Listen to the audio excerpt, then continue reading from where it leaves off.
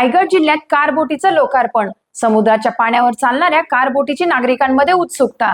रायगड जिल्ह्यातील अलिबाग तालुक्यात नागाव समुद्रकिनारी समुद्रात पाण्यावर चालणाऱ्या कारबोटीचं लोकार्पण काल उद्योगपती निरंजन हिरानंदानी यांनी केलं। यावेळी रायगडचे जिल्हाधिकारी किशन जावळे, आमदार महेंद्र दळवी आणि इतर मान्यवर उपस्थित होते। अत्याधुनिक तंत्रज्ञानाच्या वापराने समुद्राच्या पाण्यावर चालणारी कारबोट लक्षवेधी ठरली आहे।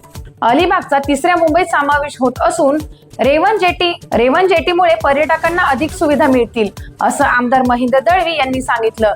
सागरी पर्यटन विकासासाठी राज्य सरकारचं धोरण सकारात्मक असल्याचंही निरंजन हिरानंदानी यांनी यावेळी सांगितलं। दरम्यान नागरिकांमध्ये या कारबोटीबद्दल उत्सुकता आहे। अशाच घडामोडींसाठी पाहत राहा टाइम्स ऑफ महाराष्ट्र।